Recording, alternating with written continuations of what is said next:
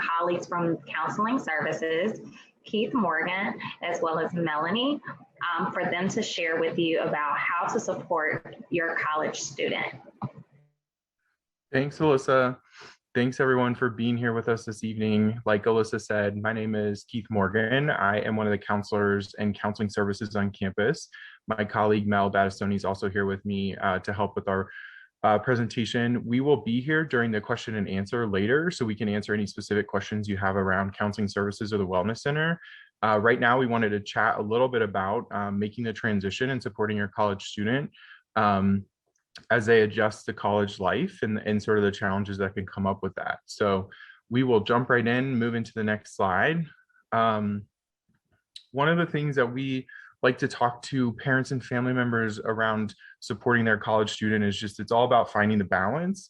No two situations are the same. So there's not really like a cookie cutter way to present this. So we want you to keep that in mind, just that you and your student are going to be going through your own transition. It's going to be looking sort of unique to you. People might be coming straight from high school.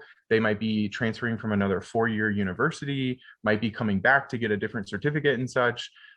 Different sort of situations, like your students still living at home, can make it more challenging, or just the dynamics different. So really want to keep this idea of just finding the balance and what works for your family system in mind. So we'll move to the next slide, which it's helpful for us to think about this transition in the context of their developmental phase.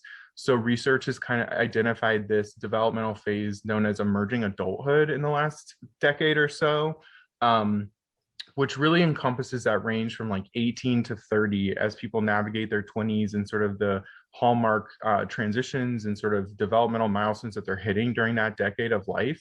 Some of the things that highlight that is it really is an age of identity exploration. So who am I? What's important to me? What I want to do in life? What I want to be in life? Those sorts of questions. With asking questions like that, it can bring a certain level of instability. So just sort of trying new things, meeting new people, sort of experimenting with different relationships and such. Relationships that they have might shift and change. It also can be a bit of a self-focused age. So they are sort of wrestling with a lot of big questions. So they really are prioritizing themselves and their own needs. It can also be a really sort of in-between times. They're not really identifying as an adolescent, and some of the things that come with that in terms of their reliance on you as a family member, but they also don't quite feel as independent as being sort of a full-fledged adult. And finally, there's just a lot of possibilities. You know, they're entering into a new education setting with a lot of different majors and a lot of different resources, like Nini was just talking about. So it just feels like there's all sorts of opportunity for them, and they might be sort of trying out a lot of different options. So we'll move to the next slide. This is a graphic that we like to show parents and family members just when we're talking about sort of all those possibilities and sort of that self-identity and exploration. It doesn't always happen in a straight line. So we like to remind parents and family members that there can be some twists and turns in this, and you're going to have a front row seat to that. And sometimes it can feel really frustrating. So you have to sort of take a step back and remind yourself that, you know, as much as we want it to sort of go in this linear fashion, it doesn't always happen that way. So the next slide, we sort of get to this idea that idea of being in an in-between state. You know, you as a parent or a family member want to be there for your student, you want to help support them in ways, but you also kind of have to give them some space and help them sort of develop their own confidence and realize that they can do some of these things on their own. So we like to sort of encourage parents and family members to be thinking about that push and pull. You know, how are you supporting your student in a way that maybe has you taking a little bit of a step back and giving them a chance to navigate some of the resources on campus themselves before you jump in. And the way that we help encourage parents and family members think about this is just trying to avoid some of the extremes within this push and pull sort of paradox. So we'll move to the next slide, and it shows us one of the extremes that people may have heard of before, the idea of helicopter parenting, which some people think is more common than it really is. But the idea of helicopter parenting is that you sort of are there hovering over your student, ready to sort of jump in at a moment's notice and sort of like pave a way for them. So they don't necessarily get the opportunity to make mistakes. sort of figure situations out on their own, which can actually lead them to feel less confident and sort of less independent and autonomous in their own way. So really, we like to encourage parents to sort of be mindful of how much they intersect with it and how much they sort of step in and how they can take that step back. So I am going to pass it over to Mel to sort of wrap up the final slides of the presentation. Awesome. So where does that leave us? I really like this quote on the right. Frequent parental involvement, including a wide range of support, was associated with better well-being for young adults.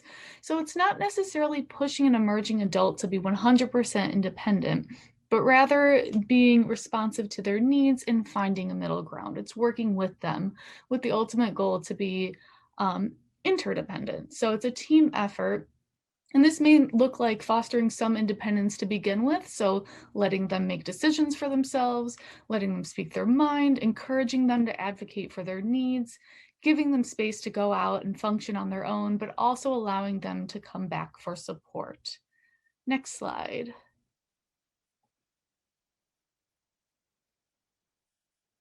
And it comes to this idea of umbrella parenting. So I really like this metaphor of umbrella parenting. I think of when times are really, really tough, maybe there's a storm coming in, you can be that loved one that stands next to your student, holding an umbrella over them, walking by their side. And then when the weather gets nicer, perhaps you retract that umbrella and let them start navigating things on their own again. So again, it's not about less parenting, but essentially being more responsive to that student's particular needs, and kind of anticipating maybe where their struggles may lie ahead. Next slide. So some tips for supporting your student. Again, staying connected, checking in without hovering. So perhaps asking, when the semester starts or what classes they may be taking.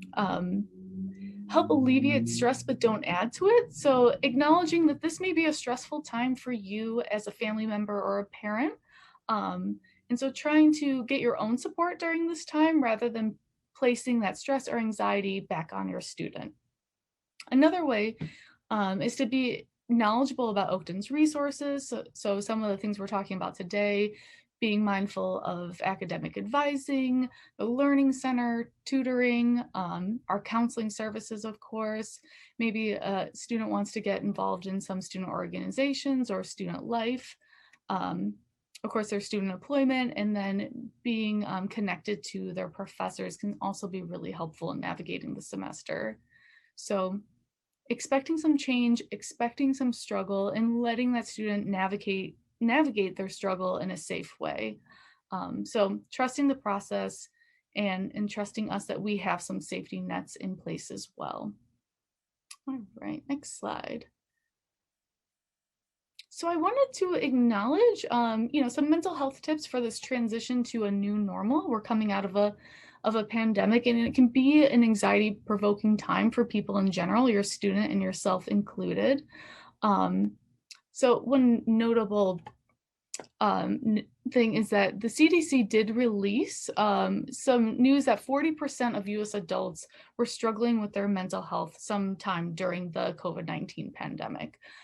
So with keeping that in mind, making sure you have your priority for mental health and physical health, there's some tips here to help navigate that. So of course, giving yourself some grace when different feelings may come up. You may be really excited that things are opening up, or you may still be feeling more reserved. So both feelings are valid. Giving yourself grace and acknowledging those feelings is really helpful. Focusing on what you do have control over. I know in the past, we talked about maybe filtering out some news or social media. Those things can add to anxiety. So focusing on what you have control over. Of course, we don't have control over other people's behaviors and actions, but we do have control over how we navigate our own feelings and our own behaviors.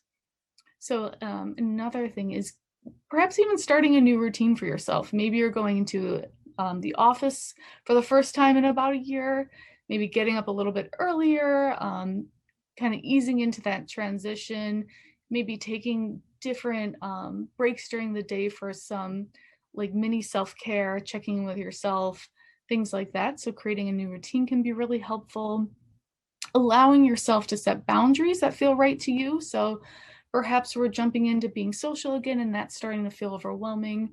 It's okay to set boundaries. It's okay to take a step back if you need to.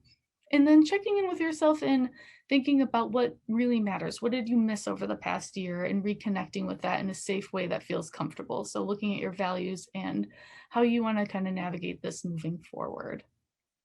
And the next slide. So this is our contact information. So if your student wants to set up an appointment for counseling services, this is our information. I do want to highlight our Instagram page. This is a great way to stay informed with what the Wellness Center is doing. So different groups we're offering, different programming events we're putting on throughout the year. And then we also offer different wellness and mental health tips on that page